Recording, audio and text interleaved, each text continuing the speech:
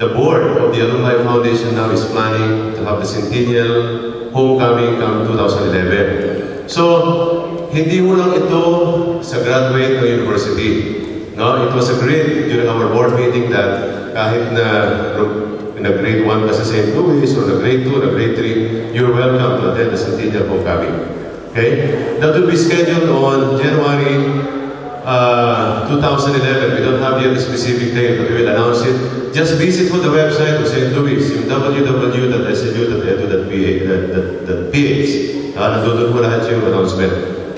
Alam nyo, magsasalita na rin ako sa Bat 77 kasi natatakot kanina, may BIR, may police. No? Sa amin po, we are very blessed this year. Kasi nandiyan si Colonel Franco, meron po kami BIR din. Nasa si Monte Fiesta. Ayan, ha? Kaya kami po kami na nag-uusap-usap. Okay? Last night, it was a nice night for the Bat 77 kasi we had our reunion at home and it was with the Girls High Bat 77 also. Ha? Okay? Okay, pag mo yung mga Bat 77 na girls na nakabats namin, magaganda pa. Pero kung Bat 60 kayo, ayaw ko na kung magaganda pa. Okay? So, you know, Sydney, Australia is already organized. Alberta, I just talked to one of the alumnus last week who came from Alberta, Canada. They were also organizing their chapter also. Manila is organized. Dallas is very much organized also. So, isa-isa ko nag-organize na yung mga alumni groups. And it's easier for us to contact by groups rather than contacting individuals. So, I solicit again your support. The success of the Centennial Alumni Homecoming will be successful.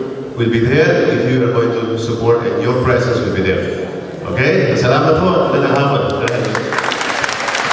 Thank you, teacher.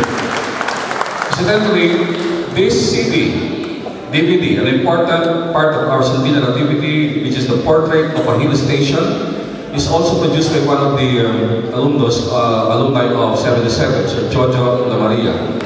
Okay?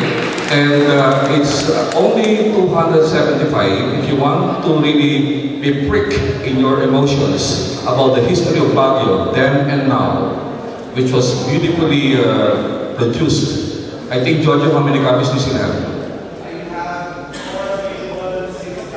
Okay, only 4 available, so 275 for those of you who are not based in Baguio but would like to have copies of these. They have limited copies. And the t-shirt, okay, which is also a product in the school, so that we will have alumni in residence. If you notice, and I'd like to thank Batch 2006. Can you see your hands, please? Batch 2006, give them a hand. I was telling them, wow, 2 more years of honest cheating in college will be done.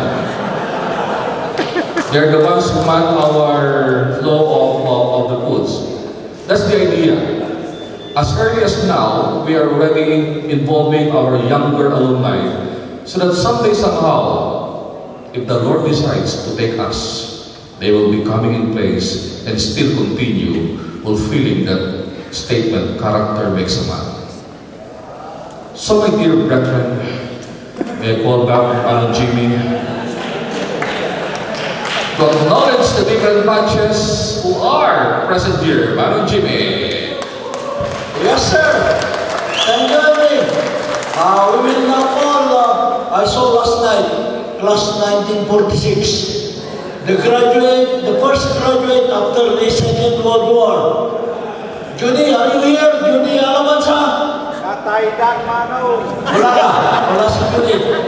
And now we'll call on class 1947. Wala. Ako, class 1948.